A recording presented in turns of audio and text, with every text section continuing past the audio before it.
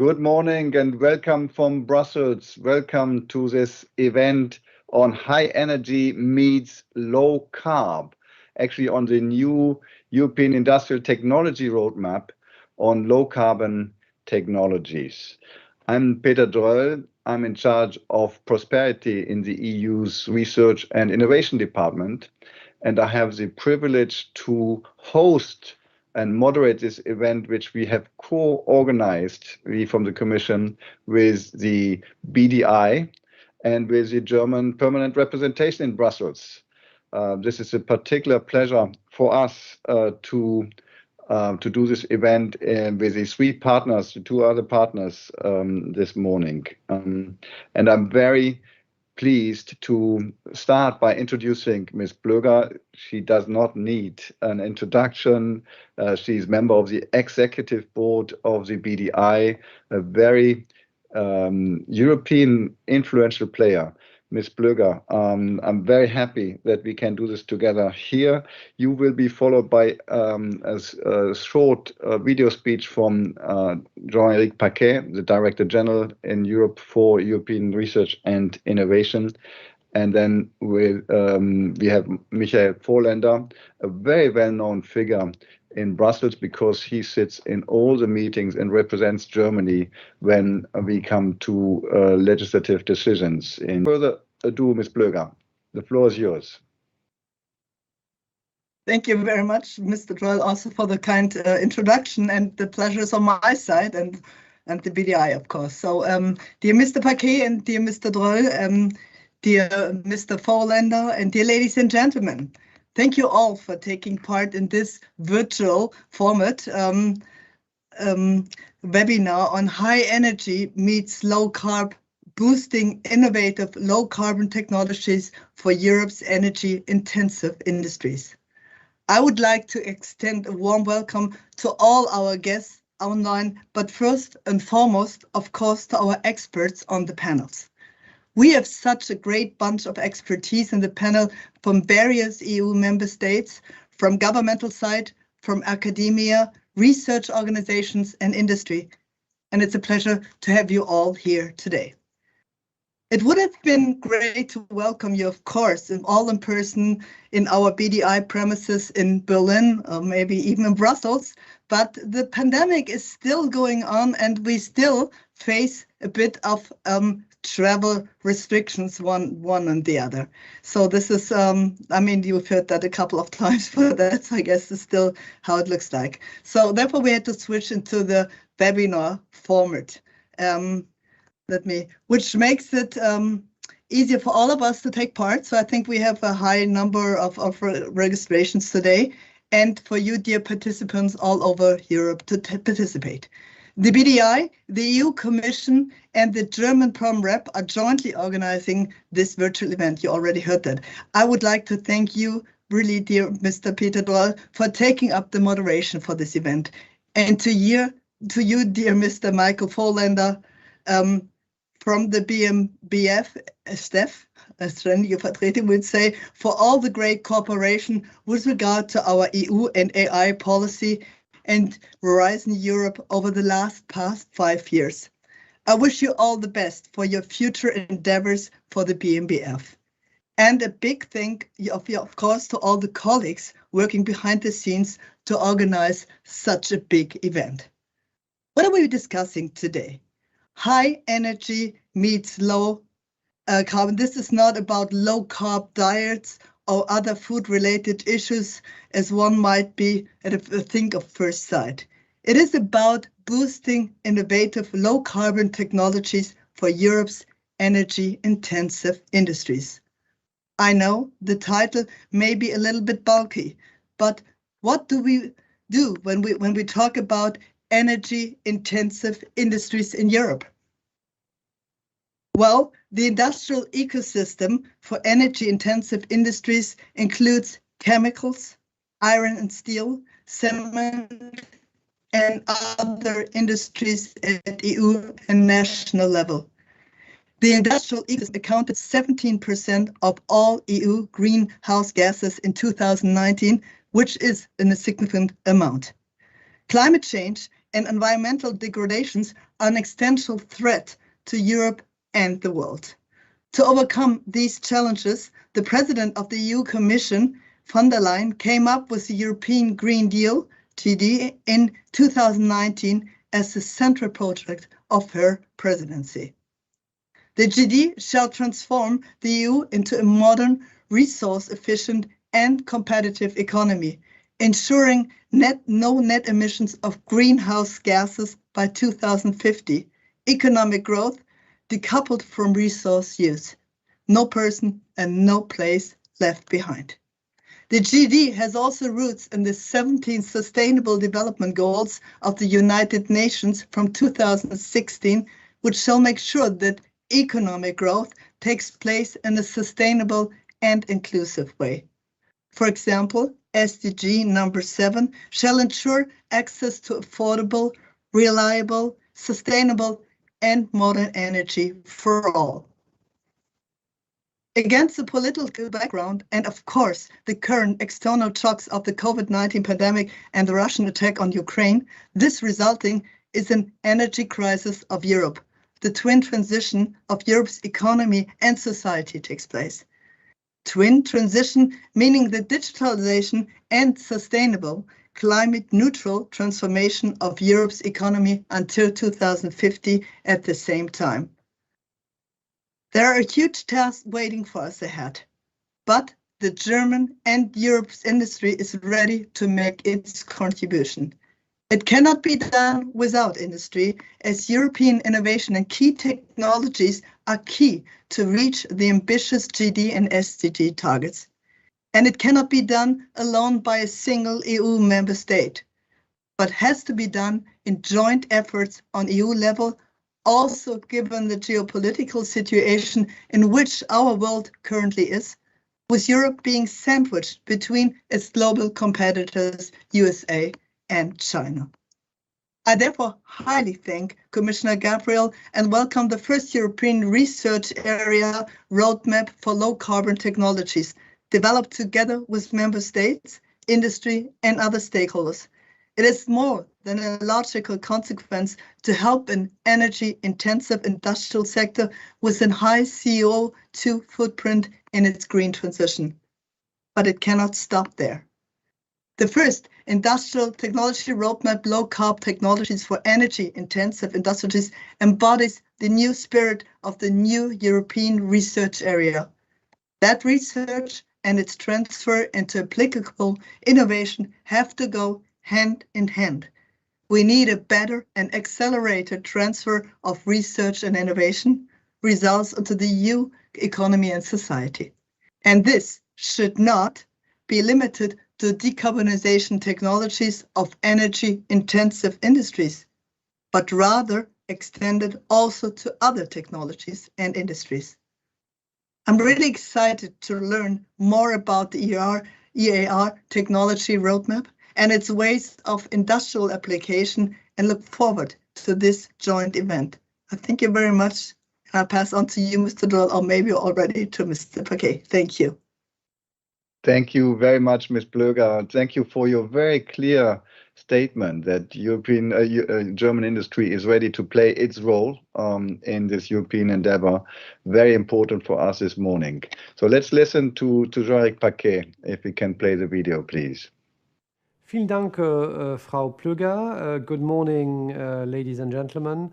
Delighted to open this workshop on low carbon industries, on a technology roadmap to get Europe to roll out low carbon solutions for our industries. I think the circumstances today, of course, particularly the Russian invasion and aggression of Ukraine, with its deep impact on our energy, industrial and food systems, but of course very much also the work we are doing in Europe on transforming our industries along the green but also digital transformation of Europe.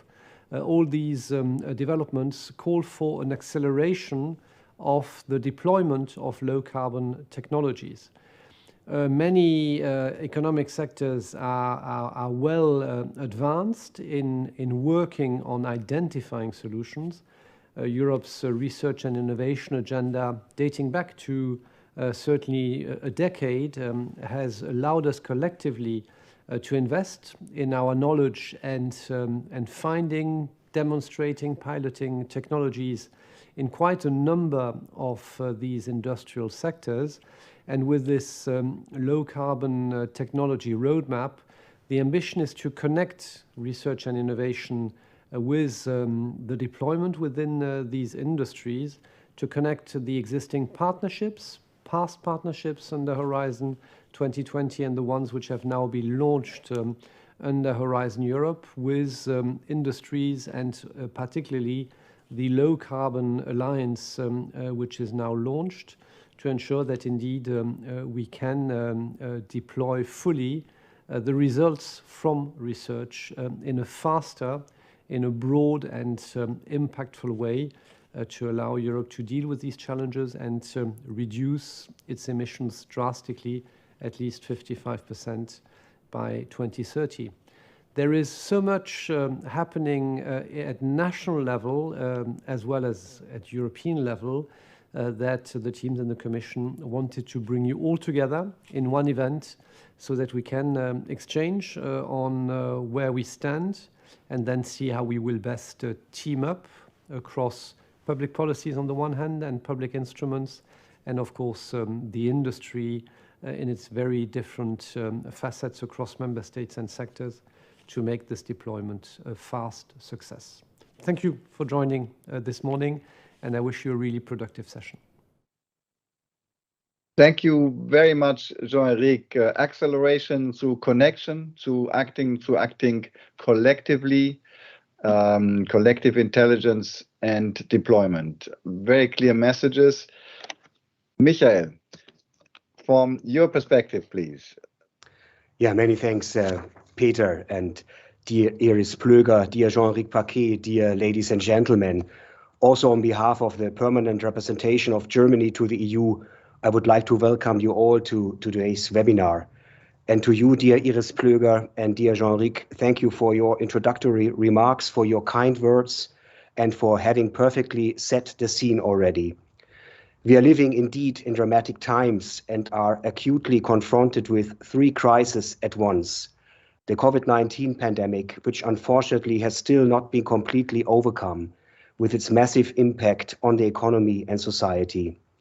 The accelerating climate change, and since 24th February this year, Russia's inhumane and cynical war of aggression against Ukraine, which is undermining our value and rules-based international order.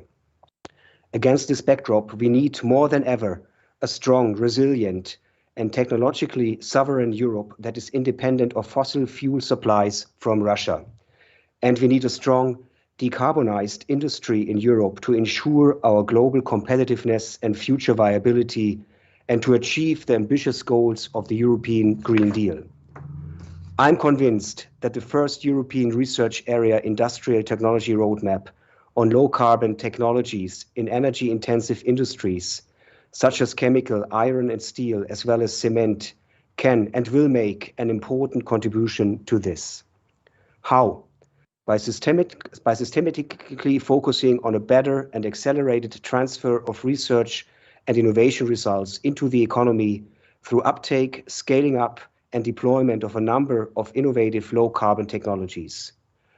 For this to work successfully, there needs to be smart interaction and dialogue between the various actors, both at EU and member state level. The first European research area industrial technology roadmap is also a milestone in the concrete implementation of the European research area, which was renewed under the German, Portuguese, and Slovenian EU Council presidencies in close cooperation with the European Commission, all member states, and stakeholders in 2020 and 2021. Achieving more impact by substantially strengthening the transfer from research to application is an essential objective in this context. Ladies and gentlemen, let me thank the Federation of German Industries, the BDI, as well as the European Commission for the great teamwork in the conception and organization of today's event, especially also Christian Rudelt, Daria Denisenko, Evelyn Hildenbrand, as well as Peter Dröll, Doris Schröcker, Angelo Wille, Evgeny Evgeniev, and Florence Roger. With that, I wish us all an inspiring event, exciting discussions. Let's tackle the implementation of the ERA technology roadmap together. Thank you very much for your attention. Back to you, dear Peter. Thank you so much, Michael, and thank you for your point on sovereignty, the geopolitical dimension you showed us, and you called it smart interaction, which is needed. And with you on board, I'm sure we can do that. Thanks a lot. It's a pleasure to do this event with you. Ladies and gentlemen, now we move to the presentation of this roadmap. But before that, I would like you to connect to Slido. The code word, the password is ERA, European Research Area, ERA 22.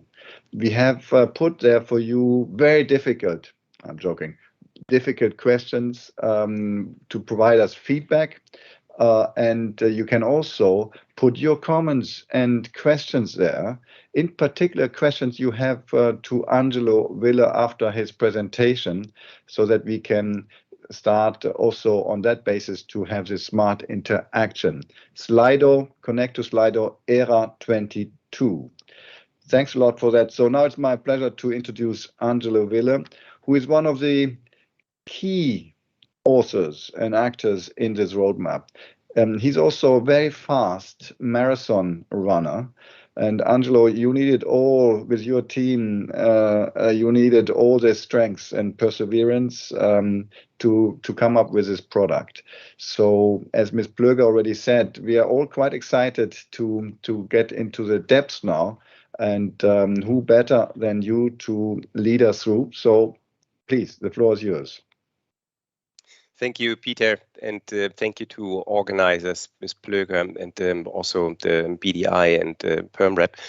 As you know, for teams, the running is actually done by the team. So I think they were running much more than I was. But this roadmap is indeed feels a bit like a finish line, even though it's only the first out of two. So what I want to do is I would like to explain to all of you what and why we did with these roadmaps. First, in terms of what our objectives are, then what in substance we really did in the last year in which we developed this roadmap, and an outlook finally on our main conclusions and the next steps in the implementation of it. So the policy context has been well outlined by Jean-Eric and also by Ms. Plöger, that the energy-intensive industries play a key role when it comes to decarbonization, the green transition in industry. And that has been like this before the Russian started this unprovoked aggression against Ukraine. But in this context of repower and the need to become more independent from fossil fuels, as also Michael has outlined, this need to become greener and to decarbonize is even stronger than before. So this is why the roadmap, which we published in April, comes at the right time, because the ERA had already in 2020 asked us to accelerate the green transition, the overall objective of ERA being the acceleration of green and digital transition. And this one here is about the accelerating of green transition. The new ERA asked the roadmaps to become a tool to transfer research results into the economy. And Peter Dröll has referred to that. We base that on partnerships as well. These are key tools for developing research and innovation together with industry, as you all know. And these partnerships, we want to link them better to what happens in terms of industrial policy in the EU. So that is under the industrial strategy dimension of our roadmaps as becoming a key part of the transition pathways for EU ecosystems, like for energy-intensive industries. The ERA roadmap looks in substance into key emerging technologies, if you want. These are new technologies which are in different levels of technological readiness. Some of them are actually very close to market entry already. It based on this overview of the technologies, which gives a bit more transparency of what we have, it outlines the scenarios. How can these technologies contribute, or groups of technologies contribute to the decarbonization in energy-intensive industries? We look at the investments, which are currently ongoing, and those which would maybe be needed to get these technologies into the market, regulatory framework, patenting, etc. We do that in 4 chapters in the roadmap, which I would invite you to read at least in the executive summary, which is preceding these chapters, and then also the key conclusions in which the 4 chapters are embedded. In terms of emerging technologies, we identified groups, and I won't go into detail this here, but it is important to note that there are many technologies out there which are actually cross-sectoral. They are not only for one sector in energy-intensive industries, but they are usable and adaptable for many sectors. The important part of the roadmap is to identify the investment needs and to be as specific as possible about these investment needs. When do they have to happen? And in which technology groups would they be most important? This curve of Capgemini from 2020 shows to you very, very concretely that we are living in times where we have to just do it. We are in this first curve here where you see that the commercialization of low carbon technologies is key. We will not reach 2030 objectives and not become rapidly independent from fossil fuels if we don't have the technologies to use clean energy and other ways of becoming or of decarbonizing energy-intensive industries. This is shared by the analysis in our key partnership work, or one of the key partnerships working on decarbonization, which is Processes for Planet. Here you see a very similar curve in terms of investment needs, which is here dedicated to the projects which run under the partnership. So what conclusion do we draw from that? First of all, as I said, we look into the different tools which we have at EU level, and then also to the degree possible at national level, to decarbonize energy-intensive industries. We have a lot of tools. We do not only have Horizon and its partnerships, we do have InvestEU and the structural funds, but we also have softer tools of cooperation, and that's where we see a main need. This is a need to establish an industrial alliance or something similar, which can bring industry, member states, and the other stakeholders together in an open and transparent way to tackle that challenge. We're talking about the next 8 to 12 years, where a lot of these technologies, which you just saw, will have to reach the market. And that is connected to a lot of investment needs, because these first-of-a-kind installations are very costly. And industry representatives among you know that is where the public sector will have to help industry to trigger the private investment which is needed. We will want to do this together with member states. There are several national strategies existing which we would like to connect better, and also help other member states to develop such strategies where this is not yet existing. One concrete tool to make these first-of-a-kind installations a reality in the next years would be a community of practice talking about the authorizations, which seem to be a major stumbling block for the establishment of such installations. We will want to take some action on patenting to focus the positive development which we have in European patents, and also to valorize better the research results in other ways, including with standards. That is the substance, ladies and gentlemen, and we want to implement that together with you in partnership. The next steps for us are very clearly that the ERA policy agenda, which Michael also referred to in its Action 12, is the key point for us of discussion with member states. We would like to develop the concrete implementation and the development of the next roadmap under that ERA Action 12 together with you. This afternoon is a crucial moment for that, because the member states have discussions about their priorities under ERA. We continue to implement the industrial strategy with research and innovation action. And that industrial strategy has invited us to contribute to transition pathways, which are still outstanding. Energy-intensive industries will be published at some stage, but there has been delay in that, and there are others to come. And the next roadmap, as I said, the circular industrial technology roadmap, is in the making. with the team. And we aim to publish that in the end of this year in the fourth quarter. And we hope that all of you will follow that with interest and contribute to it, because your contributions are essential. Thanks a lot, Peter, for that. And I wish you a very fruitful and constructive discussion. Thank you very much, Angelo, also for pointing to the next steps and the next roadmap. And thank you in the audience for having already given us quite a good feedback on the questions where you would see the priorities for action, and also starting to interact or asking questions to Angelo. So Angelo, the first question here is, we have already have a roadmap from the partnership process for planet. You mentioned it and showed the chart. How was the ERA roadmap coordinated with this process for planet partnership? Can you say a bit more about that? Yes, the process for planet partnership has contributed to the analysis of the roadmap.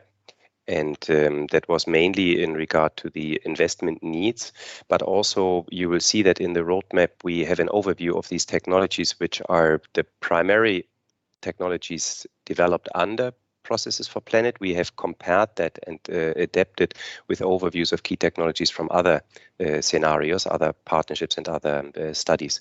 So this is basically what the roadmap does, is amplifying the direction which processes for planet has taken. Mm-hmm. And I have a question here where you would see the major difficulties in implementing and what industry could contribute. Yeah, industry is the key player in the implementation of this all, because in particular in the next 8 to 12 years, these investment needs which concern the bringing to the market of existing technologies which are at higher technological readiness levels is very costly. And that money will have to come mainly from industry. Industry knows that. But the signal from the public sector, I think, should be at all levels, EU and national, that we will help industry in triggering those investments, be it by soft measures or also by leveraging investments. Mm-hmm. Angelo, I take my liberty as moderator to share the first results of the survey we have here under Slido, which gives a priority, because the question was, which of the actions do you consider most effective to bring low carbon technologies quickly to the market and help Europe to reach climate neutrality and independence from fossil fuels? So the winner is continue to invest in research and innovation, which is the most broadest action.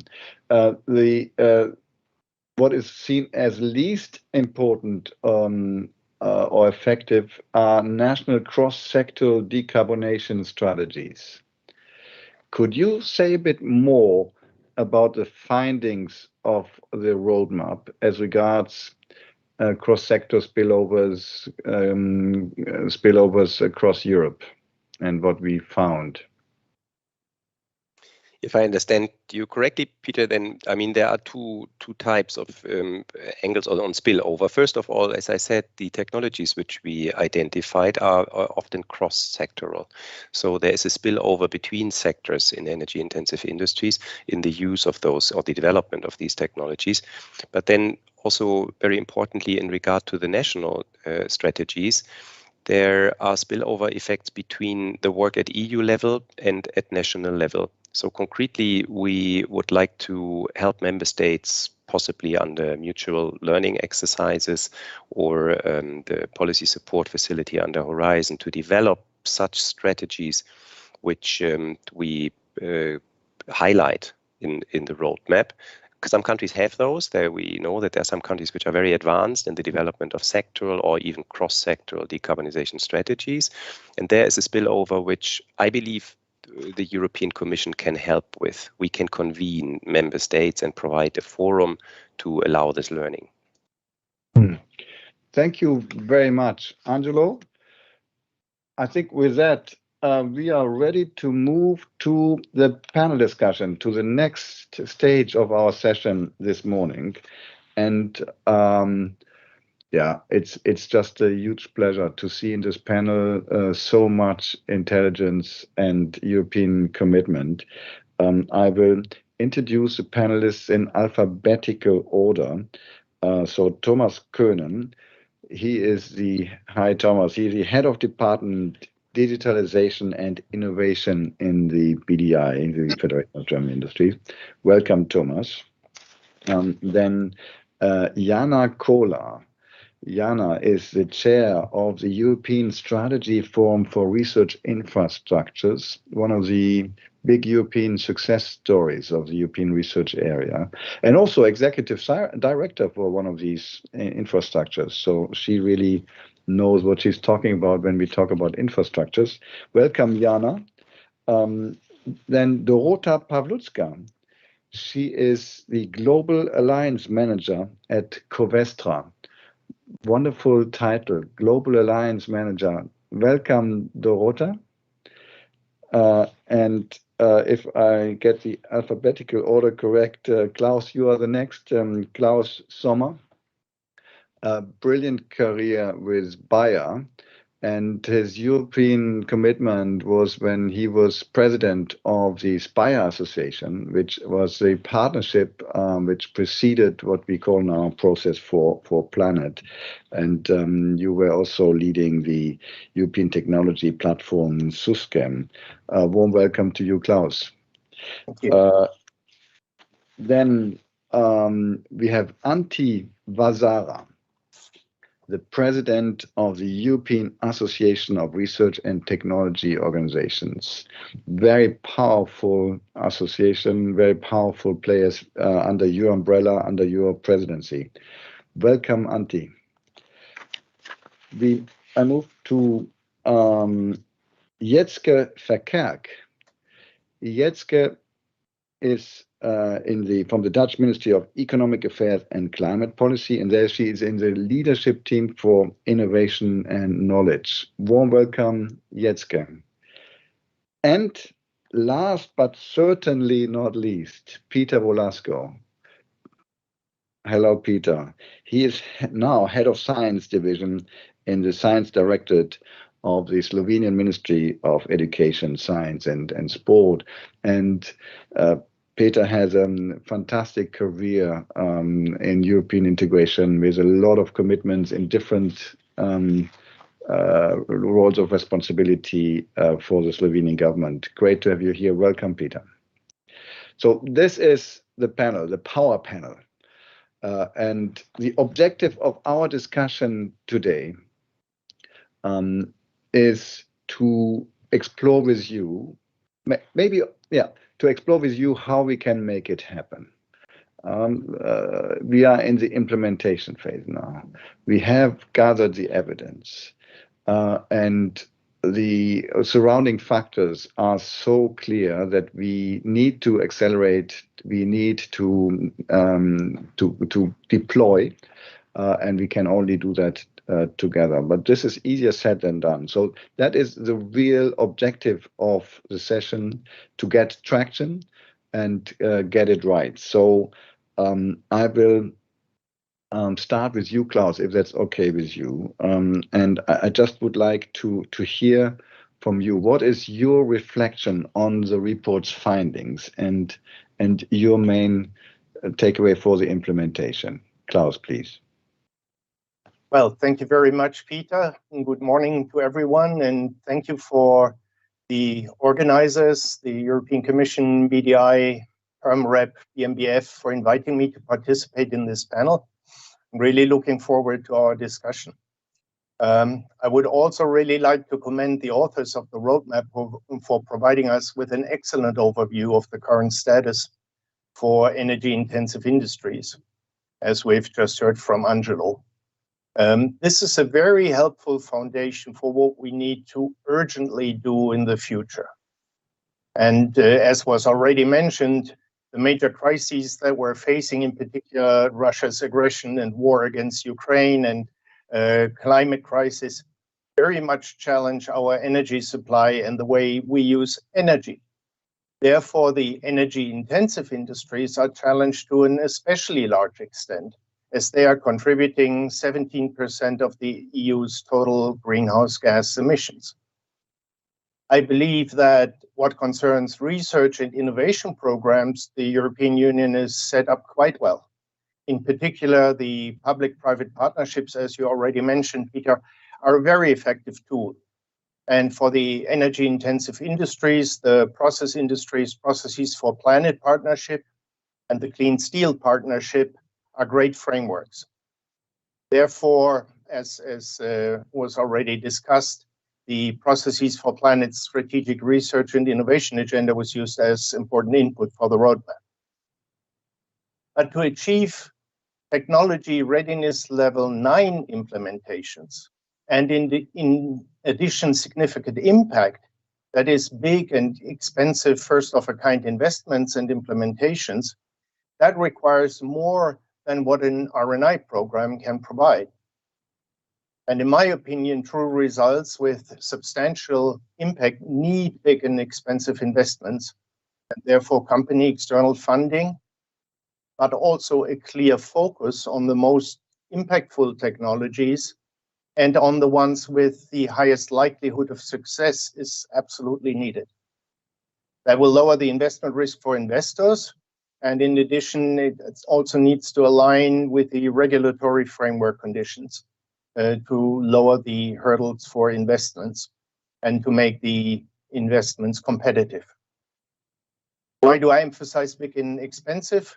I would argue that a typical investment in the chemical, steel, or cement industry for a production unit that contributes significantly to the production capabilities of the industry is some 100 million euros. Obviously, there are many fairly high hurdles for decision makers in companies for such an investment, and therefore the investment risks have to be lowered. To achieve this support and the acceleration we must form, in my opinion, generally speaking, an alliance of all organizations involved. All should make a strong effort to align programs and that they are supporting onto very few focus areas that are universally accepted. So this universally accepted is probably good for discussion because we really need to achieve that. In summary, the logic of what I'm saying is the roadmap is a great foundation. To achieve speed and impact, we need an alliance of all players aligned on common focus areas and goals, and it will need to involve large funding and investments, a good focus and risk management, and the right regulatory framework conditions. I'll leave it at that, Peter, and thank you very much. I'm looking forward to the discussion. Thank you very much, Klaus. And your point on an alliance, which you underline, because a research program itself cannot do this deployment, technology readiness level 9, is very important. And by the way, also reflected in the results we have from the survey, which the final results will be at the end of the session. So please, ladies and gentlemen, continue to connect and interact on Slido under ERA 22. There was already the question, will the presentations be available? And I can confirm that. We'll make them available. So let's immediately continue. Ms. Verkerk, over to you. What is your take on this roadmap? Thank you. Thank you very much, Mr. Dureau. Yes, well, actually, the timing of this roadmap is perfect for us because yesterday our Dutch government, they presented a new climate policy program. They have a climate policy, but this is the program adding to it. And it's for the coming years, of course. And some highlights are nice to mention. What they will do is they are aiming at reducing CO2 emissions by 60% in 2030. So that's 5% more than the 55. However, this gives also a margin, so you will be sure that you will obtain this 55 for the coming years. And by doing this, they are giving direction to the transitions that are needed for the coming years to aim for climate neutrality in 2050, of course. They quite specifically are aiming for 5 sectors to make it more sustainable, so to put on focus in this program. They are quite usual sectors, usual suspects, the electricity, energy sector, mobility, industry, built environment, and agriculture and land use. And in order for the change that is needed in each of these sectors to be successful, they will make a kind of horizontal issue themes important, like circularity. So you have to aim for that in all these sectors. Innovation, which we are talking about today, but also citizen involvement and employment. Because employment is a big factor in achieving our goals. And more important, the sectors need innovation and knowledge, of course, for tackling these challenges and to build programs and project communities. As the first industrial technology roadmap on low carbon technologies does exactly this. So there will be a connection between the national and the European aims and goals, and hopefully also the partners. So it provides us with suggestions for R&I actions, which are very helpful on our national floor. Moreover, maybe in the reflection on the report findings, the Netherlands think that these industrial technology roadmaps are valuable instruments, not only for the R&I programming in general, but they will give also a stronghold for mid and long-term programming of our applied research institutes like TNO, which is quite commonly known, I guess, in Europe. And they are good instruments for communication amongst potential partners. So this are the allies that were mentioned before, between R&I institutions and industry in our Dutch top sectors. So one of our principles of the Dutch R&I policy will be communication and cooperation between these R&I companies and institutions and the industry. So therefore this ERA action number 12 will be very helpful and has exactly the same goal on the EU level to promote the interactions of industry and R&I. And now we face the challenges to intertwine this two together, so the national interactions with the EU interactions, in order to build a solid framework and to get things working. So that's our message. We should, try to find the connection between the European level and, in our case, the Dutch national level. I will stay to this for the moment. Thank you.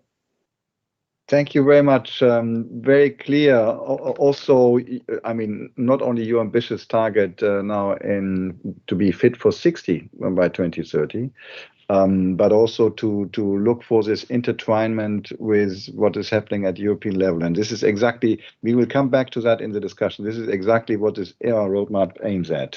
So thank you very much.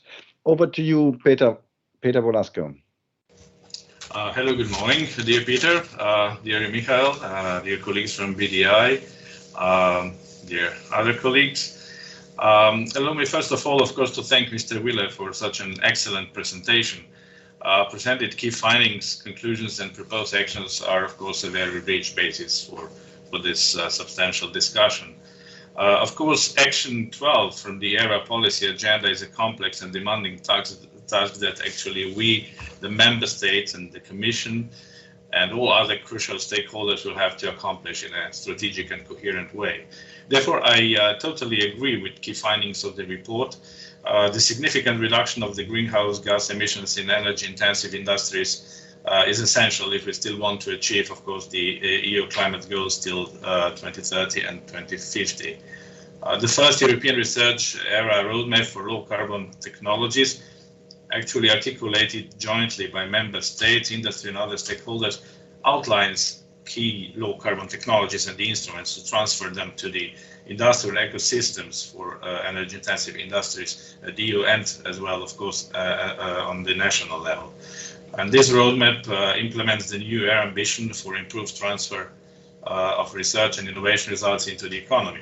According to the updated industrial strategy, the findings of the report bring, of course, the R&I priorities to the EU energy-intensive industries ecosystem. And the roadmap also comprises a list of the most relevant technological pathways needed for the decarbonization of the energy-intensive industries ecosystem, which are, of course, electrification, use of green hydrogen, carbon capture and storage utilization, alternative feedstock and integration, renewables, etc., etc. However, the technologies that are crucial for reaching 2050 emission targets are still, of course, in a very early demonstration phase. Concerning the proposed actions, we certainly support the establishment of an industrial alliance for low carbon technologies in energy intensive industries. We understand that the facilitation of specific national, sectoral and cross-sectoral strategies with key stakeholders on the European and national level as part of the ERA policy agenda 2022-24 would be very beneficial. One of the next steps should, in our opinion, be the establishment of a community of practice, of course, as proposed, to facilitate the authorization for new installations for low-carbon industrial technologies. It is also very important to enable further valorization by exploring with industry the opportunity to open up IP on central green inventions, widening the access to IP for licensing and knowledge transfer.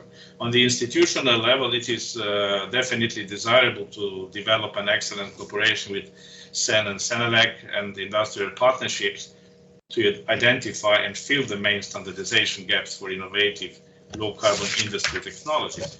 In the definition of Action 12, it is very systematically articulated that the implementation should encompass 4 activities and 2 processes, and we, Slovenia, we fully support them. On the national level, we have last year adopted the Slovenian industrial strategy, actually by our colleagues at the Ministry of Economic Development. So this is a strategy for the period 2021-2030, where it is also clearly stated in the chapter Green Development that the Slovenian priorities are a transition into low-carbon circular economy, decarbonization of energy-intensive industry, sustainable mobility, and the industry based on wood and other natural renewable resources here. We are also now actually under adoption of the new law in the preparation of a new governmental body. It's interministerial entity called a developmental council, where different ministries will join and will try to, of course, coordinate the policies in this regard. And we are actually definitely now actually in the second day of a new government in seat. So just yesterday, a new minister came to our premises, and we hope that all these novelties will function well. And of course, we are looking forward to cooperate with the European Commission and with other member states and other stakeholders to make this, ambitious goals of the technology roadmaps alive and efficient. Thank you. Thank you very much, Peter. I sense a lot of support for the actions, and you also stressed the alliance. Klaus stressed the alliance. We heard about your new your strategy, industrial strategy in Slovenia of last year, and the new climate strategy from the Netherlands. There is a question from the audience which is linked to that, which I would like to ask to you three. It's about state aid, so national investments under what we call an IPCEI. It's not a monster, it's an important project of common European interest, where we would connect national programs which provide support for de-risking investments, and give it a European umbrella, and within the framework green light from the state aid perspective. Jetzke, would that be something relevant for your targets and to connect with other programs in this transition to reach 60% reduction?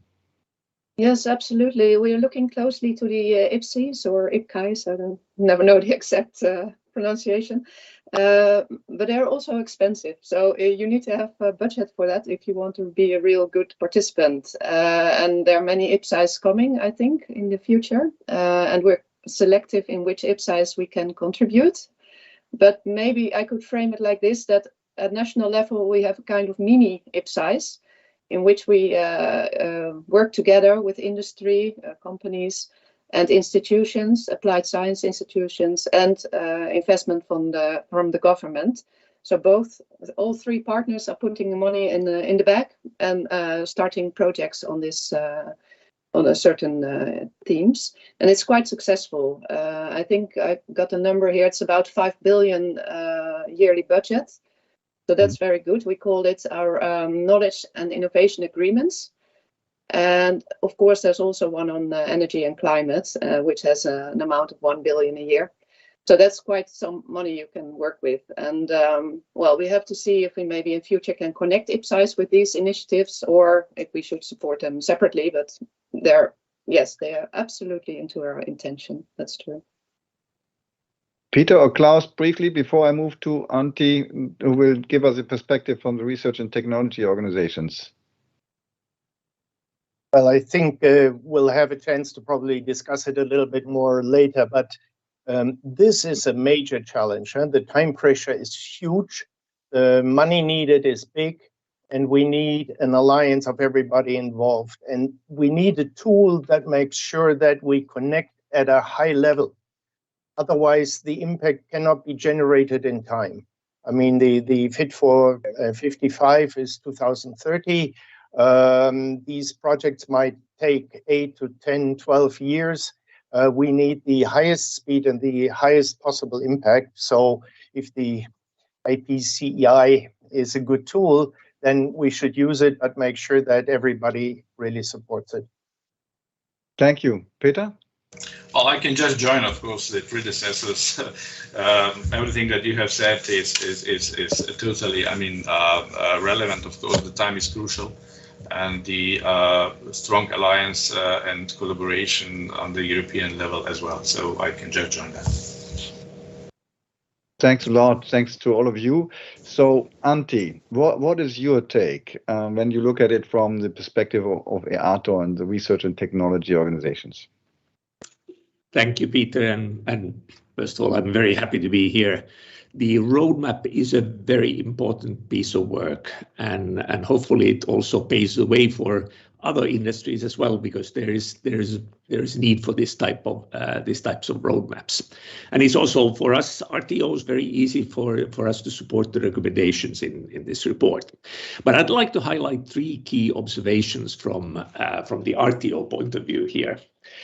The first point, obviously, that stands out from the roadmap and also from the Slido, that there is a very clear need for public funding for research and innovation, and to have a balanced approach between both the short-term and the long-term investments in energy-intensive industries.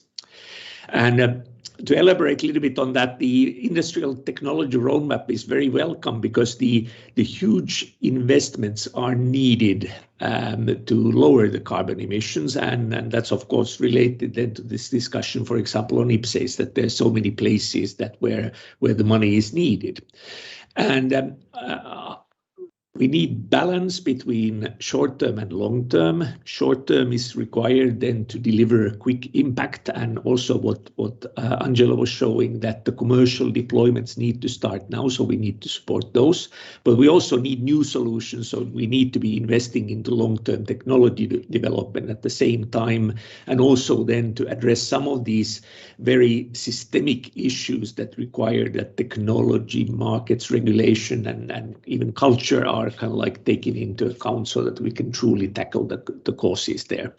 And RTOs are both able but also willing then to deliver both technologies that have a high maturity level, but also then to be partners in developing these more disruptive long-term technologies. So this is of course for us both interesting but also relevant. Secondly, we really support the ERA Action 12 and the importance then that we join these technology roadmaps then to a good strategy for technology infrastructures, and also then that how important it is then that all this work there is done in very, very close collaboration with the industry. And we think that the ERA Action 12 is obviously very much a key then that we can in the first place even deliver on the green and digital transition, so it is a must, but also then that the the technology roadmaps need to be complemented by a strategy for the technology infrastructures, which has to include then all kinds of different facilities and equipments, and for the purpose of being demonstrators or test beds or piloting facilities or living labs. There's a wide spectrum, obviously. And we have, as you also mentioned, Peter, in the beginning, that the EU has a very good, long, successful experience in supporting research infrastructures. They are one core part for Europe, but we haven't had so far a strategic approach then to technological infrastructures. So in that sense, then that there's a push for that is important. Then thirdly, I'd like to highlight then the EU industrial strategy and how we really want to support then the implementation of the EU industrial strategy, which is also being covered by the Industrial Forum that's ongoing at the moment, and all the other initiatives that are supporting coordination between industry and research. I think EU Chips Act is a good example of them, that we're holistically being looking at the needs of the industry and also how do we develop further, and the same approach could be applied then to other sectors.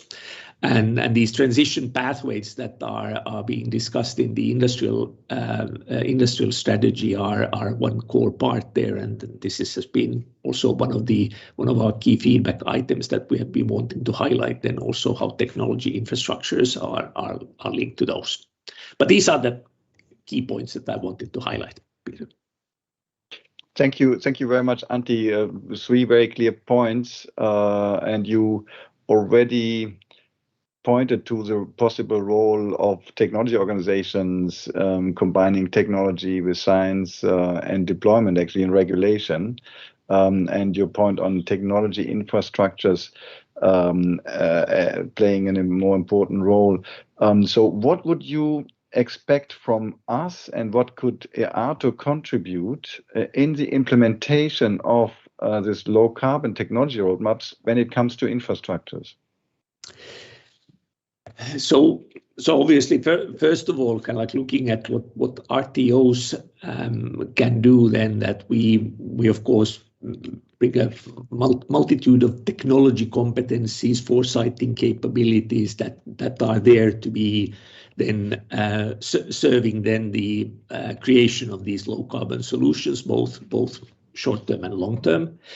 But I think that what also I think has been coming up in the discussion so far is then that how important it is then that also that we have organizations like RTOs that are good in linking then industry, academia, the public side, the government side all together, so that we are all working for the same goal, but of course then contributing with very different skill sets. And this experience that exists both in RTOs, but of course elsewhere, then that how to bring research and industry together is vital, both from the point of view that we can deliver the solutions in the first place, but also then that how do we accelerate here, because we are in a rush, and for example, the EU partnerships have been an excellent tool and have been successful there, so that those need to also be connected very, very clearly then how to serve here. But in a sense then that everything is connected to everything, so let's make sure that we use the power that we have in Europe then to progress, but also then that we make progress by being very concrete there. Thank you very much, Antti. You mentioned alliance in building alliance with academia, business, public authorities, but maybe we can make also the link to the industrial alliance, which was mentioned before, and see how EATO, how you can play a role in this alliance. Thank you so much. Let's move immediately to you, Jana.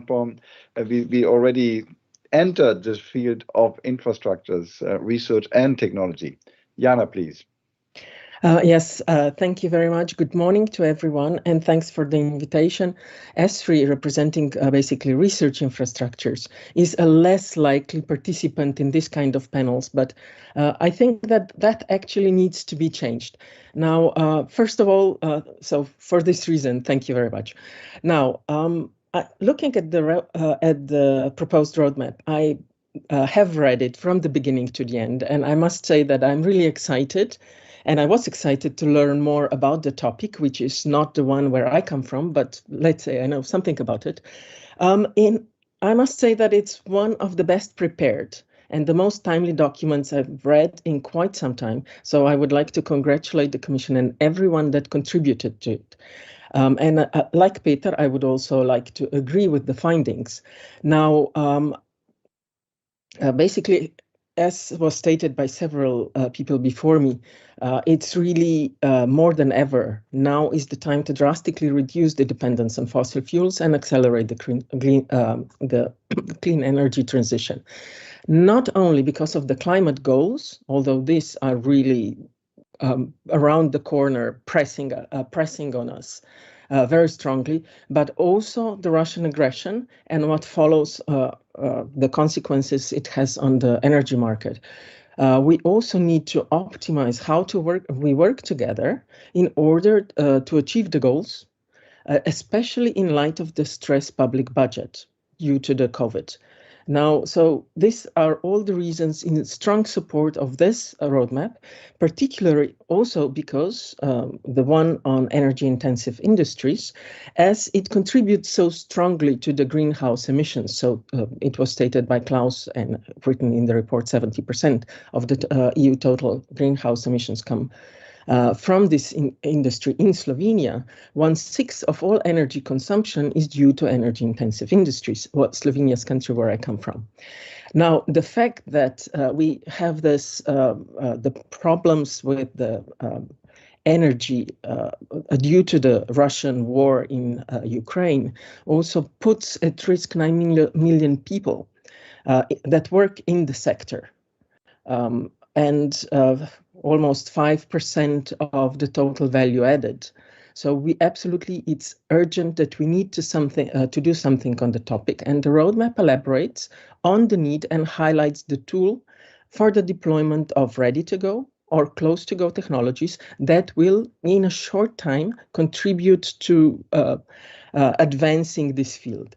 Now, I also find it a very balanced paper, as it emphasizes that we also need investments at lower TRL levels to reach the 2050 climate objectives. And here I align with Antti, not just in this point, in emphasizing that we need to focus also on the longer term targets. Despite the current crisis, focusing on 2030 targets will make us miss 2050, and the report is also clear on this. At least that's how I understood it. And our society cannot afford to miss the climate neutrality by 2050.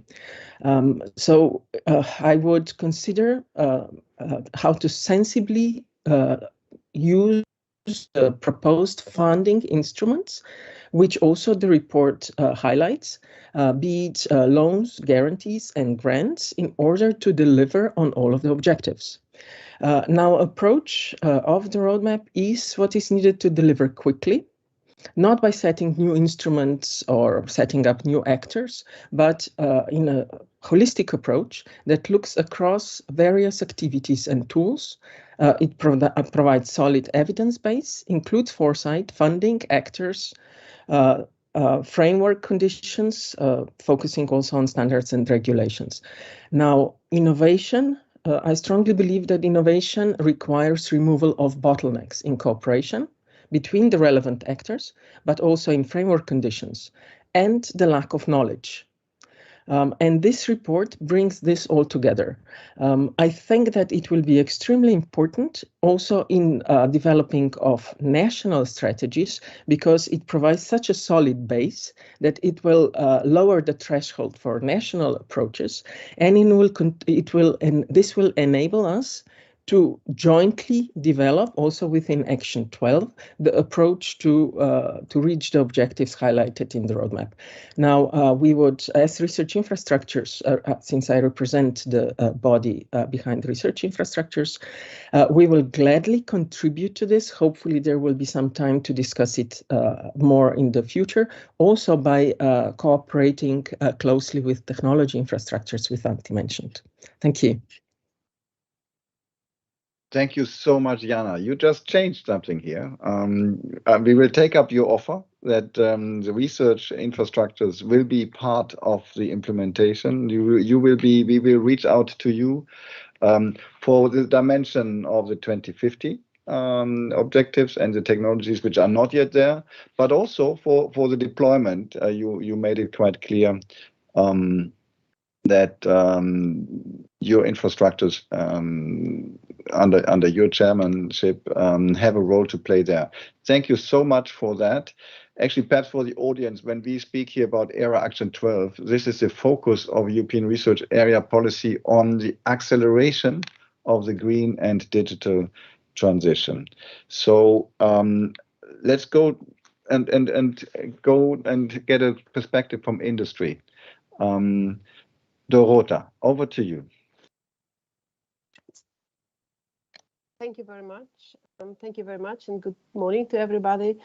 I want to thank you for the invitation to this event, but also would like to join my expressing the appreciation of previous speakers in front of this new era industrial technology roadmaps and the fundings, which from my side I would also like to support. So I'm very happy to also have been involved into the discussion about the research and innovation priorities in the processes for Planet Strategic Research and Innovation Agenda, which provided a part of the findings of this report as well, which a little bit also shows how industry can get involved in the very early stage in setting up priorities, but also shows the importance of the public-private partnerships that bring different actors together across sectors.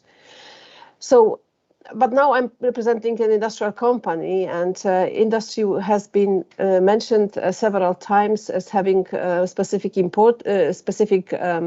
so to say, crucial role to be played. So I would like to emphasize on this page that we are very clearly feel the urgency of our common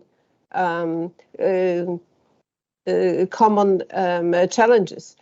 I think I can say it not only for Covestro, but for many industrial companies I'm in contact with. But to give an example of Covestro, we are committing to contributing into a truly sustainable future, which means for us, first of all, full alignment to circular economy. Second, becoming independent of fossil-based resources. And then third, striving for climate neutrality, for which we have as our individual agenda. We want to become climate neutral by 2035 and are well on the way there already. And of course, what is very important for industrial companies is staying competitive at the same time, because it's a lot about economy and keeping jobs and so on. So for us to go to this direction, three main elements are crucial. So first one is the development and the implementation of the right selection of the technologies, which of course is very nicely reflected in the agenda that we have on the table now. So, for example, we are looking into technology development of energy efficiency and site transformation to be able to integrate renewable energy sources, and very intensely also looking into development of chemical recycling technologies. So, to name only few focal points. So, and for this, I would like to emphasize that there is no one solution for everything. We were saying, okay, the most important technologies need to be supported most, but for the variety of different waste streams, and it will be necessary to have a lot of solutions for the different challenges in place. So we need a kind of portfolio or platform approach for this. The second point, which is key for us, is a collaboration with partners around industrial circular value chains, not along, but around.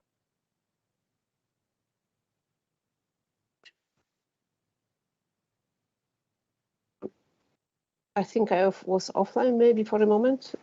So I would like to emphasize that for the of the deployment, it's very important for us to be partnering with all the partners around the value chains.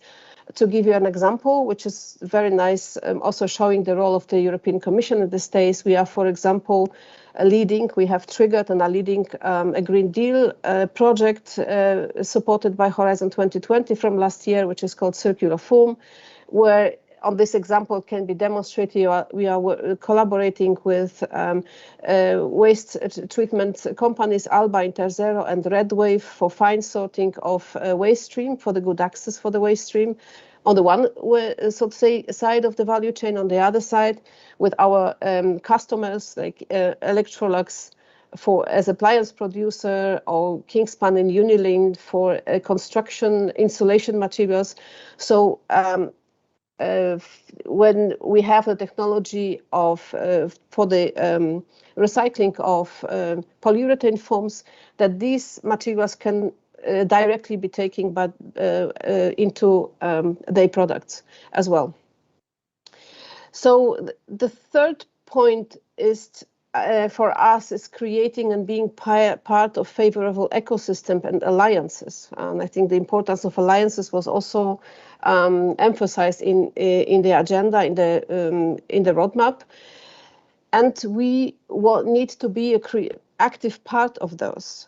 So as industrial actor, because we think that industry and technology development is the core. It needs to be working first so that all the ecosystems can be working around it. And again, coming back to my example of circular foam, I could say, okay, there, for example, we have part of the work where we, together with social scientists and economists, are looking into exploring the regional opportunities of implementation. So as soon as we have the elements, technological elements, they can be directly implemented, which we believe should accelerate the deployment of the technology and overcome the valley of death. But showing you this example, these 3 points, by doing this, I would like to demonstrate that these are huge, huge goals that we have in front of us. When they are broken into really a smaller scale of practical implementation in the industry, it shows how much effort on different points and the different single, so to say, challenges and solution developments is necessary to fulfill it. So concluding, I would like to say that I'm convinced that the priorities of the industrial technology roadmap presented today are exactly the right ones. And they are all necessary to achieve the transition to climate neutrality. And what I'm both happy and curious to see is how the pioneering concept of hubs for circularity and first-of-a-kind investments will perform in practice.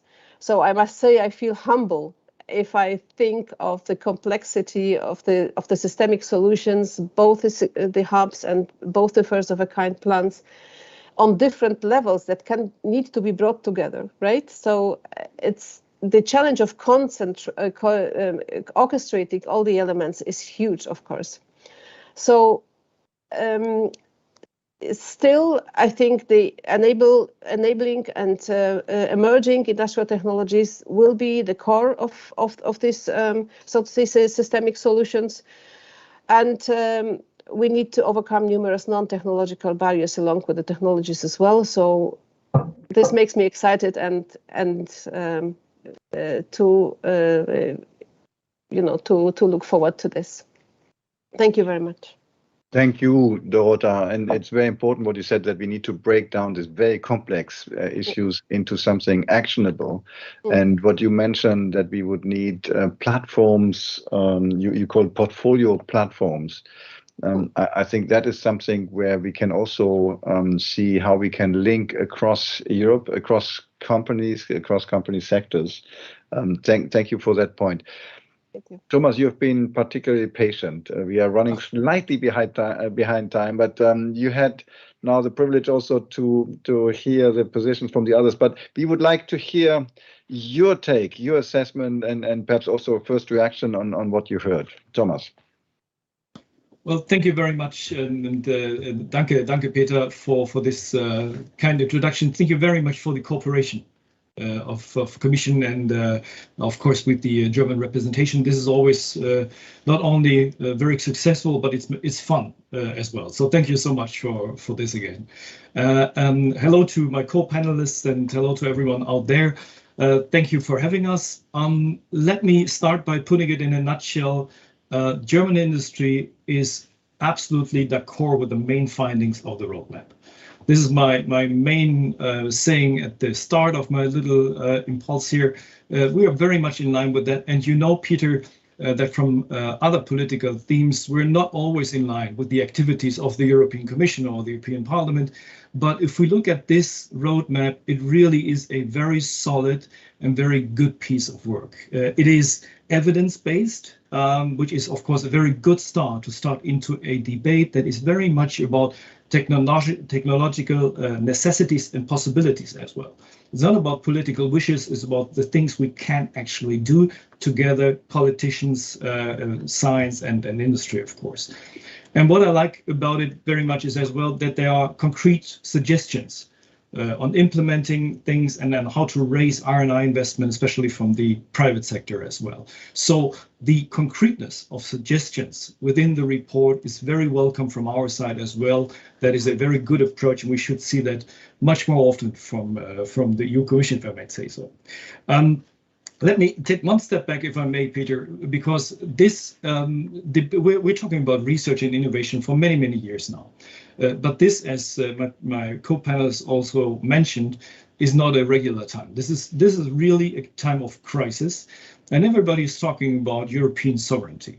And of course, if we talk about sovereignty, we're talking about military sovereignty, economic sovereignty, pharmaceutical sovereignty, but sovereignty also is very important in the technological way. So when we talk about technological sovereignty, innovation and research is just very, very much interlinked. We cannot do the one without the other.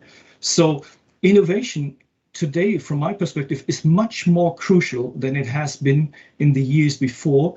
And the one thing I take out of your report is we are doing a lot in Europe already. The countries themselves, the European Commission, but let's be honest, this is not always very efficient. Things are running in parallel and so on. So what I see as the main point of this roadmap is the idea behind it of making things more efficient and more concrete and quicker within Europe. And that is a thing that I like very much, that the German industry likes very much about it. It's not about deglobalization in the end. We are very careful with that term. So that would be one thing I would like everyone to take away from our side.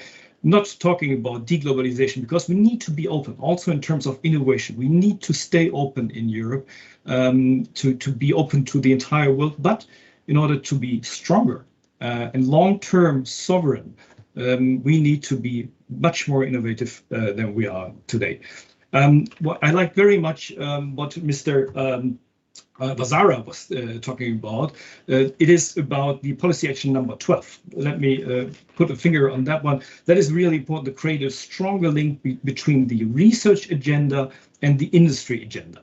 That is the thing we have seen not on a perfect line on the national level in Germany, we have to say, but neither on the European level. So to bring this together and make clear that for Europe and also for Germany, industry strategy and innovation strategy are not two things. They are absolutely intertwined, and we need to think it together. That is a thing that I take away here, and that is, of course, very, very possible. Let me share a few points here from the German perspective, very specifically in this debate. The BDI has commissioned a study which is called Climate Path 2.0, and as many of you might have seen that, it is about how to reach climate neutrality by 2045, which of course is the German timeline we're running at here. And the investments needed, the additional the additional investments needed by 2030 are 860 billion euros. So that's about 100 billion euros alone in Germany per annum additionally. So, I mean, this accounts for the entire of Europe. This is going to be expensive. So we need to be efficient. We need to coordinate ourselves better. And that is the point I was saying that I see within the roadmap here.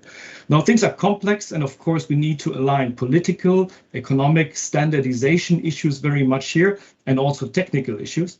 And let me, Peter, just go back very quickly to the 5 conclusions. I took them out here. And I like them very much. And let me just say one sentence to each and one of those 5 conclusions of the roadmap that, of course, we found within it.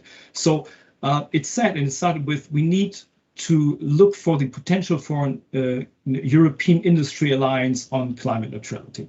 I think that's a very good point to evaluate how far we can go here. Do not double existing structures, please, but to look up where there are vacuums that we need to fill. BDI would be very open for that, and we would be happy to join in with the Commission, of course, and everyone here in this round. We need, as I said, in terms of efficiency, we need to facilitate and to have someone who does the facilitation from all the 27 national innovation and research programs in order to be more efficient. That, of course, is the second conclusion that I fully could sign, that we fully could sign. The point that I like best about the roadmap is the third point. It's about facilitation of the authorization for first-of-a-kind installation for low-carbon industrial technologies, building upon similar approaches under the European Chips Act. I just read that out. And that is the point that was mentioned before. I like that very much because we see immense power within this idea of the Chips Act to open up new paths here. And if we could copy that onto the climate neutrality agenda, that would be very helpful. So a very big plus behind that third point. The fourth point out of 5 is about opening up IP for central green inventions. That, of course, is a point that from industry perspective, we need to have a little question mark behind it. Opening up IP is, of course, a good thing, but it needs to be voluntarily. So please don't look into forcing things here, because that would, of course, not foster innovation, but rather halt it. But looking into the possibilities here, of course, are very good. And last but not least, the issue about standardization and taking SEN and SENELEC aboard. I think that is an underestimated point that I'm very glad you put within the roadmap, because standardization next to regulation is, of course, the big playground that actually everything needs to work on.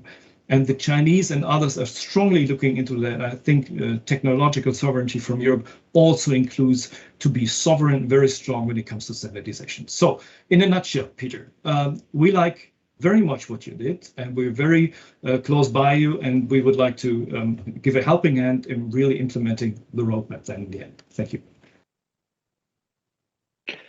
Thank you. Thank you so much, Thomas. And maybe it's a moment that I say thank you from on behalf of all of us in my team.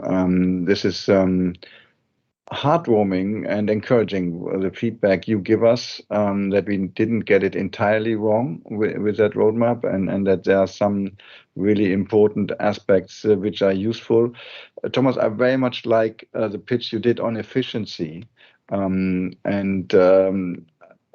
This is, I think, important also when we do the implementation stage. We can take some courage from past experience that the costs which we estimated, for instance, regarding environmental regulation, they are in the end lower than calculated, because if we act together efficiently, the costs are decreasing faster than we think by the time the evidence is built. So that is our challenge and our opportunity here.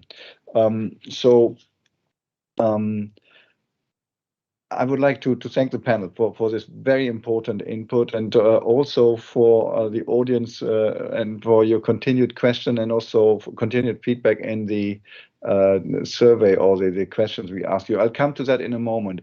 I would like to deviate a bit from the script. Colleagues, we have minuted our session here.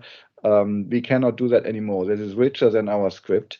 I would like to ask you all in the panel, to make a point how we can accelerate and increase the efficiency in the implementation. From research infrastructures perspective, from authorization perspective, from how can we get this efficiency and be faster. It's another word for this acceleration we are doing with the Repower Europe now for the Fit for 55. So who would like to start? I see several hands. Jana, then Klaus, and then Jetzke. Yes, thank you. Very briefly. I have mentioned briefly that research infrastructures would like to contribute to this, to implementation, and we already do. Although research infrastructures are usually considered to work at lower TRL level, our recent survey shows among the S3 landmarks that more than half of the research infrastructures regularly collaborate with industry, and in some cases also up to 50% of the budget comes from collaboration with industry, although mainly supported through the EU funding. There are several research infrastructures which are also very well known to this community.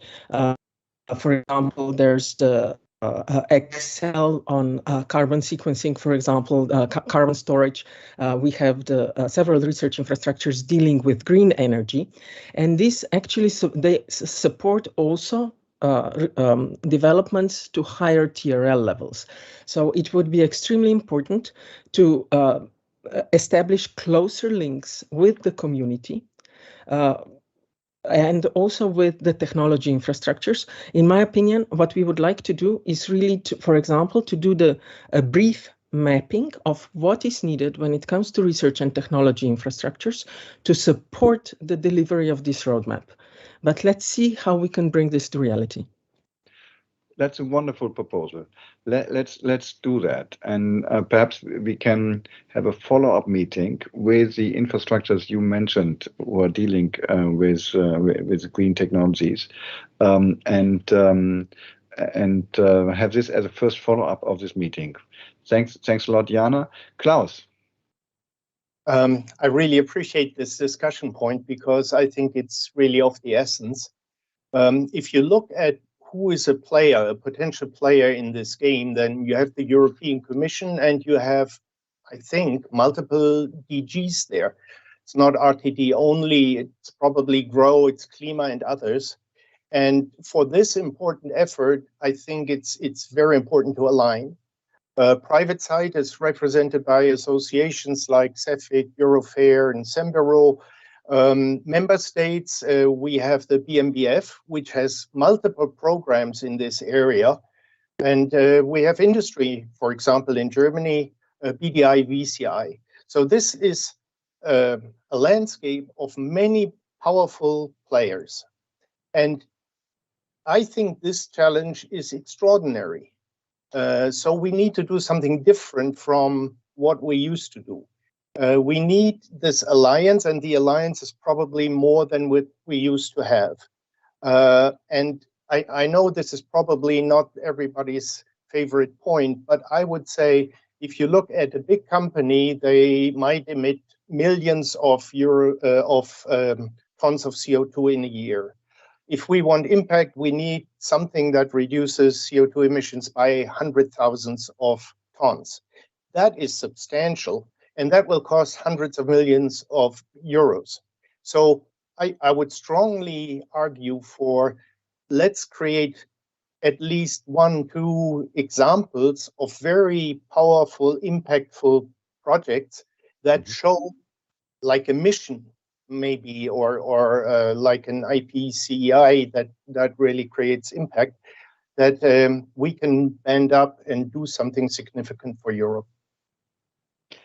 Thanks a lot, Klaus. And I think we can combine that with what Dorota mentioned, the hubs for circularity, and look at industrial symbiosis and have projects who show the way and how it is possible. Jetzke. there the sound is. Thank you very much.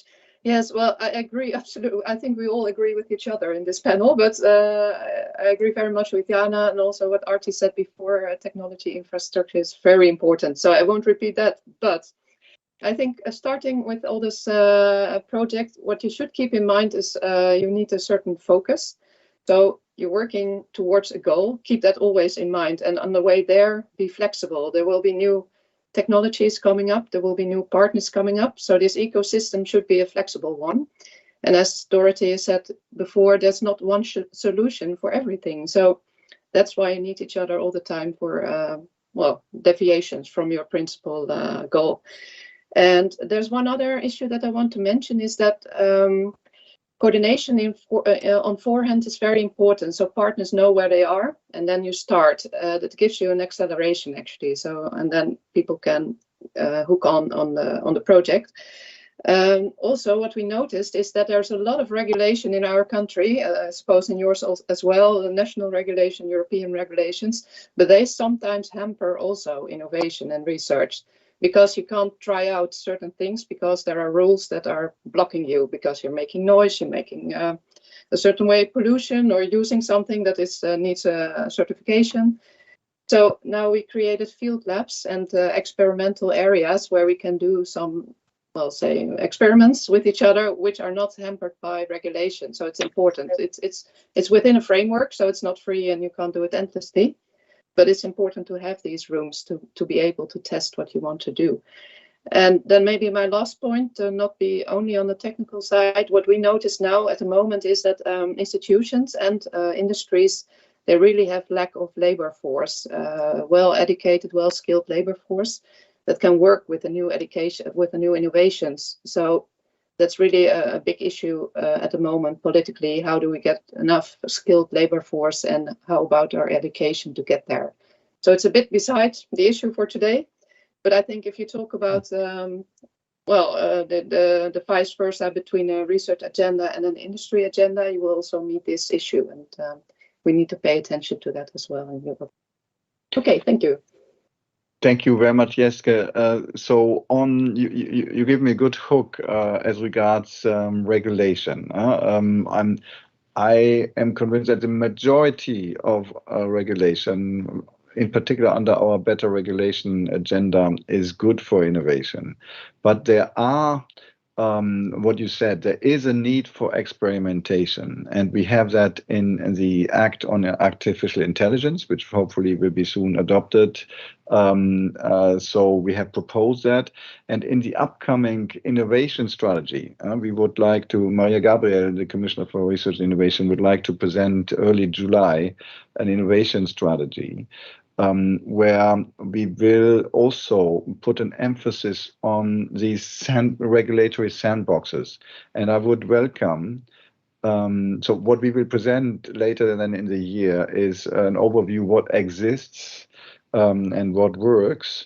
And I would welcome everyone here listening to send also to me personally your ideas or knowledge about sandboxes or regulatory barriers where the current regulation doesn't help. This is important for us to improve further the framework for innovation. Thomas. Thanks, Peter. Yeah, from the point of view of BDI, there are 4 aspects that should guide us on the path forward. And that is, first of all, evaluation. We are quite convinced that the ideas in the roadmap are really positive and good. But as I said before, make sure to have a solid evaluation before setting up any new institutional structures or processes that could actually make things worse and more difficult. So evaluation of the existing policy programs such as Horizon Europe and so on is the step to start. And as I said, we're open to do that together with you. The next thing is accessibility.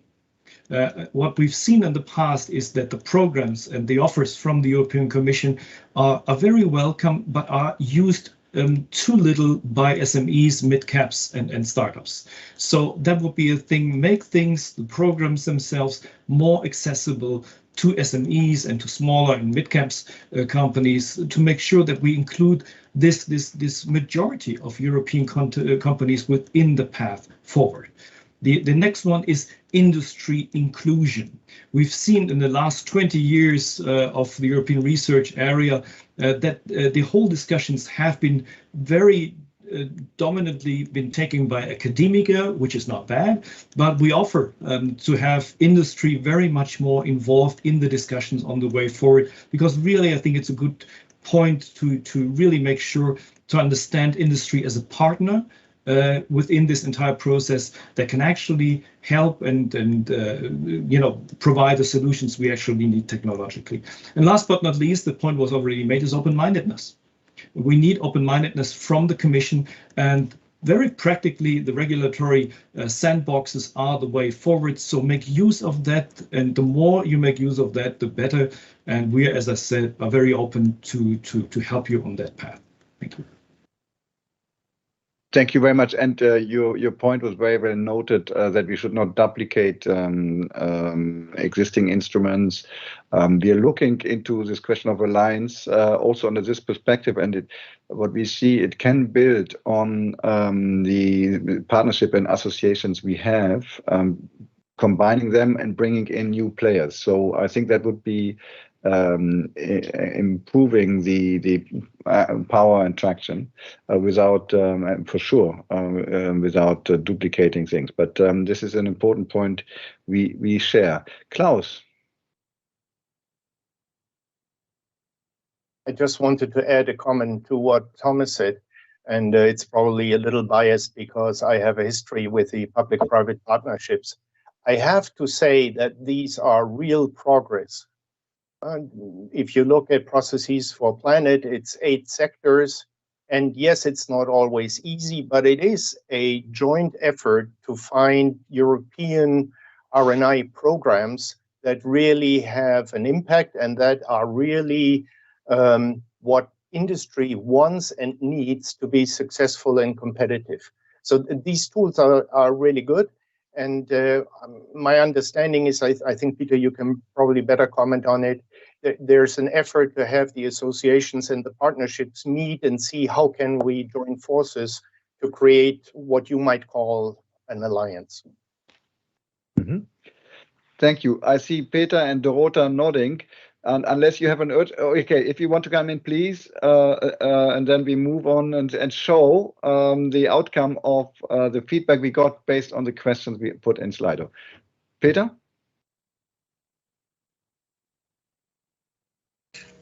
I would just like to, of course, emphasize what I think Jitske has said. This flexibility is very important.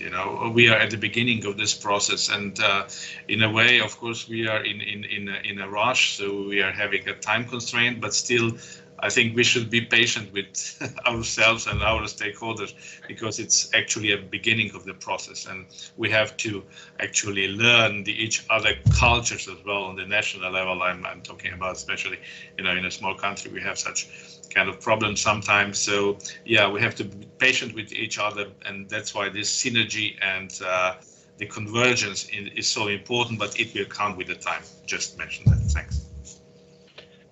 Thank you. And this plea for patience comes from a country who has shown how successful a country can be by putting a lot on research and innovation in the policy and investment and strategy. So yeah, so you've done it very fast. Dorota. Yes, thank you. I would like shortly add something to the comment made by Thomas as he was talking about evaluation of different solutions. So I was spontaneously thinking about regulations. So I think that we need to be very careful as well when changing regulations to be sure what kind of impact they have on the different corners, because the system is very complex. So changes in one space can also have a negative impact on another. So I think we need to be careful to evaluate this one. Specifically, I'm thinking about, for example, the composition of plastics and the huge discussion about how simple or how complex they need to be, and so on. So I think that for the functionality of subsystems, it needs to be complex sometimes. But the question, because we need some functionality, we need some quality, we need high-end products and so on, we cannot be without anymore, so to say. But the important point is that we have a solution how to deal with it at the end, so that at the end the system is sustainable. So I think it needs to be seen holistically. So thank you.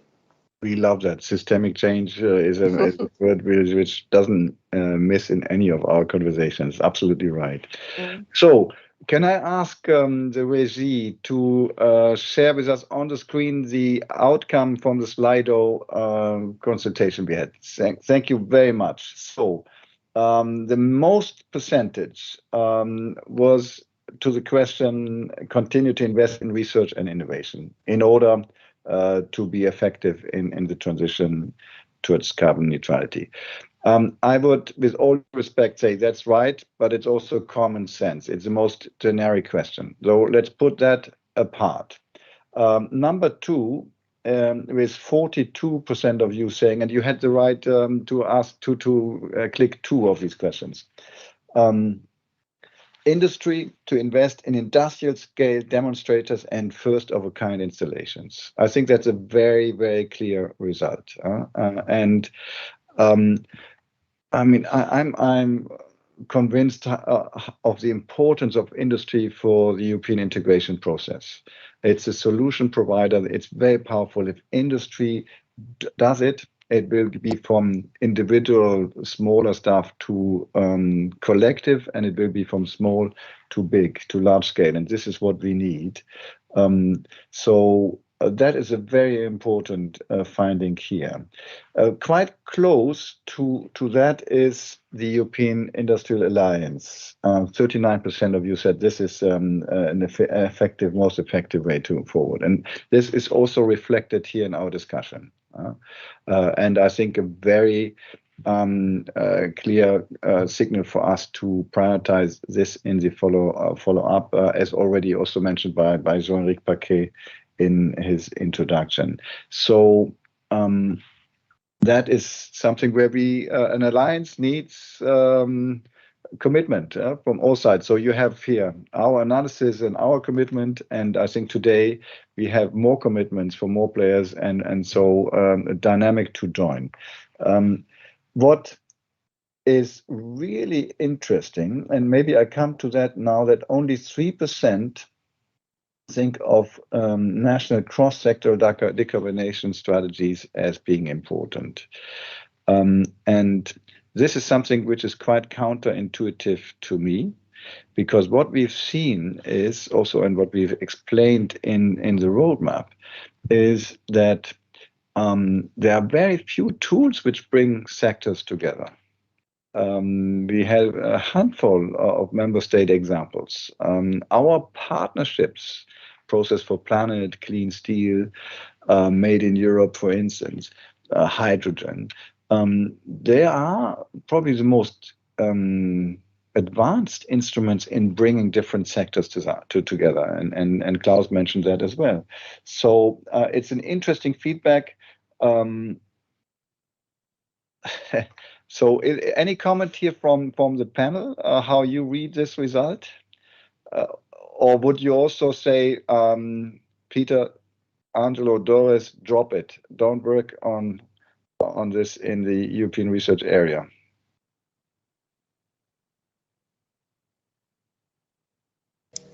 Well, I think that European research area is crucial here, because actually on the ERA agenda we have got so many important actions, actually strategic actions, and I think there was a major breakthrough in last 2 years, and it in a way also shows how different DGs, for instance, on the EU level, can collaborate much better than in the past. And I think this is a good example also for us on the national level, how we should strengthen this collaboration. And I think this is a kind of a learning period in which we are fostering and this collaboration, intersectoral, which was also I think the crucial point of the new ERA paradigm. And we have, of course, to transform this also on the national level and to create more convergence between the EU and national level. This is always a challenge. Yeah. Thanks, Peter. I think we will also take this up in the ERA discussions on that basis, indeed. Jetzke. Yeah, I was responding to your question. I think also that's maybe due to that we have a certain public in this call that is very EU-minded, of course, and maybe also the framing of the question, because strategies are hard to grip, but maybe solutions would be easier to share with each other. And personally, I must say there was one which was very interesting, because also public acceptance or something in that kind was mentioned. And I think the acceptance of new technology is very important, because you can innovate, you can research, you can bring to the market, but if there is no market because they don't accept the outcome, then you still have a problem. So I think on forehand, you must be very clear about what you are developing. And now I cause a lot of hands to go up, I think so. Be quiet. Thank you. Thanks.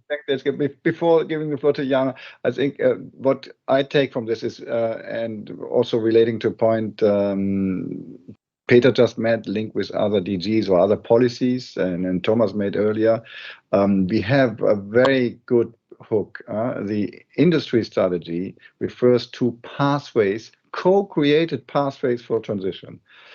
This is a very, very important element of the strategy, where we feed in with research, and in particular with these roadmaps into the policies relevant for industry. And I think it is in this framework where we can also feed in with these strategies here at national level. Jana. Yes. Back to your answer, mine is very much aligned with what Jetzke said. It is probably partly due to the audience, but also to the fact that not enough is known about these national cross-sectorial strategies. I would just like to emphasize what Jetzke said, that she gave an excellent example how, for example, research in humanities could help with deployment of some technologies. And this is a very good example of this cross-sectorial collaboration. As a part regarding the national strategies, I would like to, being involved in the past as Director General in creating, designing Slovenia's 10-year national strategy, the national strategies lay the ground for the funding, and we cannot implement the roadmap that we're discussing today without significant alignment of national strategies and national funding. So I think we cannot say how strongly enough how national strategies in this case are relevant. Thank you, Jana. Thomas.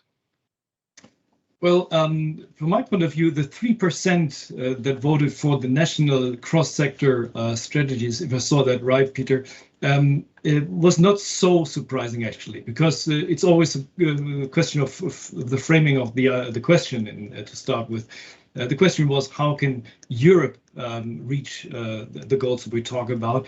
And of course, national cross-sector strategies are only indirectly feeding into that goal. So that wasn't really a surprise. It's the question how you frame that.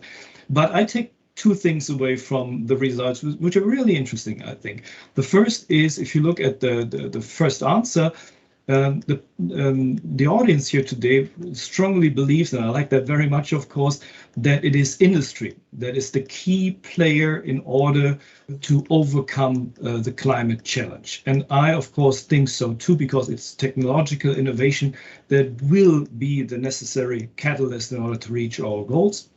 It's clever cooperation, of course, but it is the industry to start with. And the second thing I like was the second point, or the second winner of this little questionnaire, and it is about the collaboration part. It is made clear that we can only get to our goals if we get the Commission, if we get the political side, also national governments and industry and research together. So it's about the alliance that we actually need. And of course, that was, as I mentioned earlier on, one of the most important key conclusions out of the roadmap from our point of view. So I like the conclusions of that little questionnaire very much now.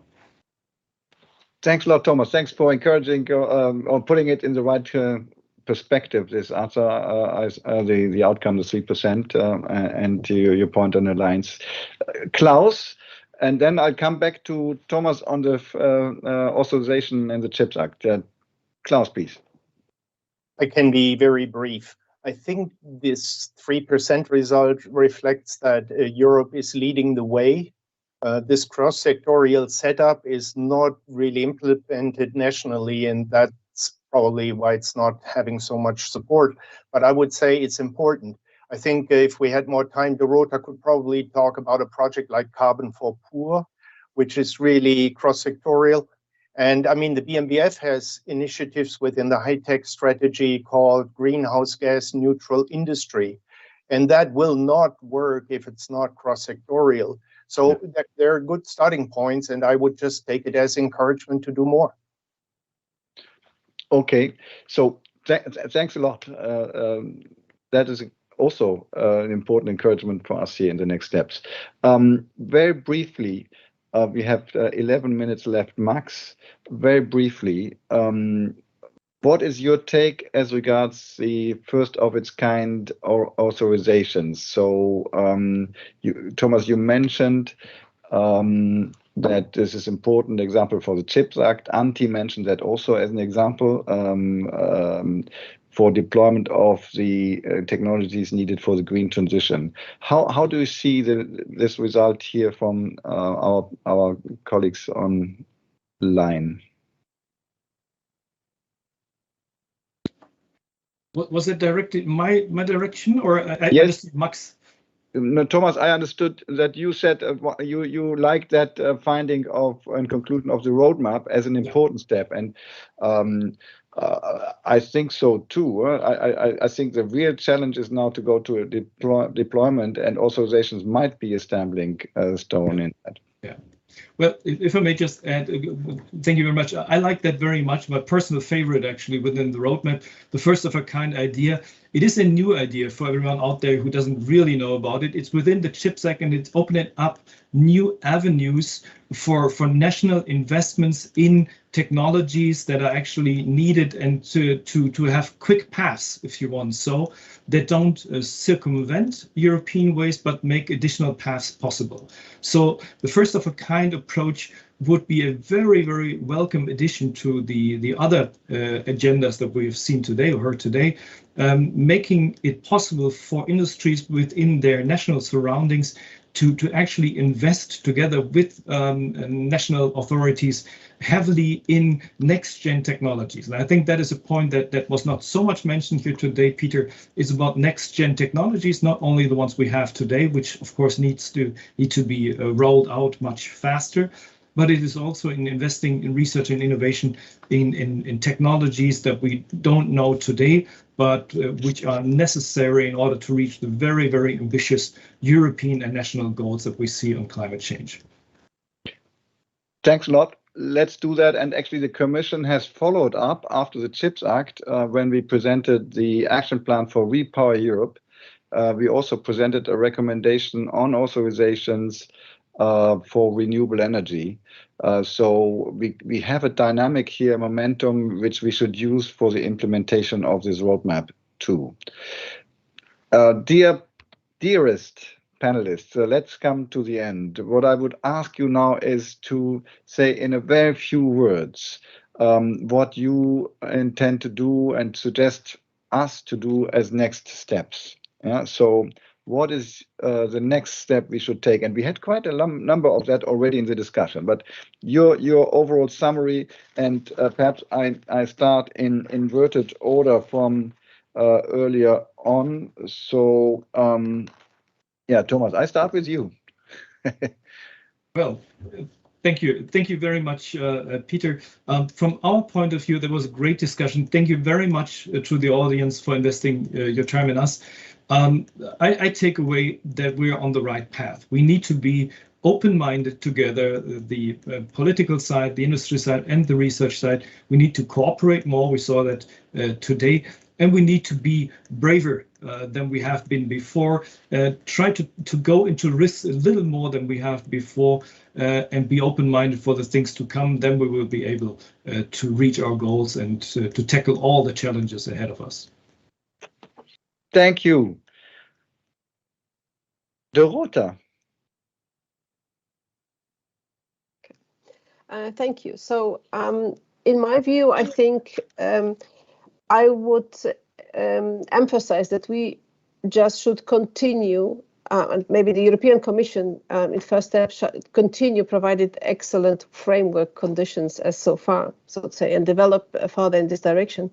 This is both in terms of funding support for collaborations and risky innovation projects. This is also in terms of adjustment of regulations that we discussed today as well. And for sure, in terms of the facilitation between companies in different sectors and stakeholders, because we all know that for the collaboration, there are some barriers, so to say, and the border between companies.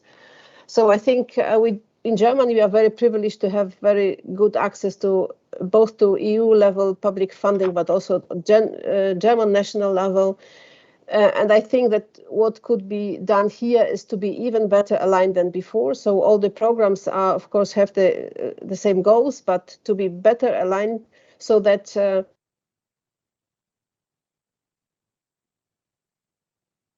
we heard Dorota saying better aligned. Thank you very much. Yes, sorry.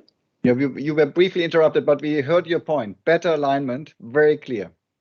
Oh, sorry. So better alignment between the programs. I was saying, they all, of course, have the same goals, but, that they complement each other in a better way, I think. Understood. So, thank you so much. Thank you. Jana. Thank you, Peter. I think it's a very good start also today. I very much enjoyed the discussions. I mentioned earlier that innovation requires removal of bottlenecks, also in cooperation between the actors. We will gladly, on behalf of ESFRI, we will gladly explore how research infrastructures could optimally contribute to the delivery of the roadmap. Thank you so much. Peter. Yeah, I could actually build on what Jana has said now. So I'm really pleading for the more, let's say, coherence between different actors like ESFRI and technology roadmaps authors. And of course, do not forget about the creativity. We will have to be creative all the way along. And of course, in a way, I would also stress that we need, as I think it was said once, courage in removing the barriers on all levels. Thanks. Thank you, Peter. Jetzke. Yes, thank you. Well, a lot has been said, and I actually want to thank you for the progress you achieved with the technology roadmap for the era. I think it provides us with a good guidance for thinking from the same frame, everybody, which will make cooperations easier overall because you have the same starting point. And as we say in Holland, a good start is half the battle. So I think I will leave it to that. Thank you. Thank you. Jetzke. Klaus. First of all, thank you very much for courageous and high quality effort. I think this is a great roadmap, and this event is a good event to signify a new start. I would argue that something new needs to be done because of the sense of urgency and the time pressure. And I hope that we get some momentum out of this event to make that happen. Thank you very much. Thank you all. And now it's up to me just to try to close this very, very rich session. I would like to thank you all panelists. This was a very encouraging, rich, challenging, forward-looking discussion with many concrete ideas you gave us to take the next steps.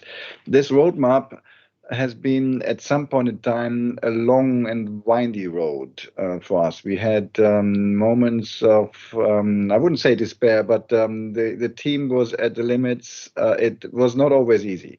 So the feedback we got from you via Slido, from the panelists here, is very much welcome. And I would like to thank the team around Doris and Angelo, Evgeny, Florence,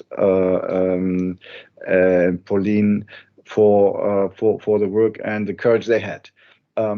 But this is the encouragement for the next step, and I hear you quite clearly saying we need more courage to be brave, efficiency, smart interactions, building these alliances, and this is exactly what we're going to do. And I count on all who have joined us today to reach out, to challenge us, to go ahead with us in the next step, starting with an alliance, with continuing investments, with this community of practice, and looking into the acceleration of deployment. Thank you all. Thanks. I can say that on behalf of the co-organizers, special thanks to the BDI.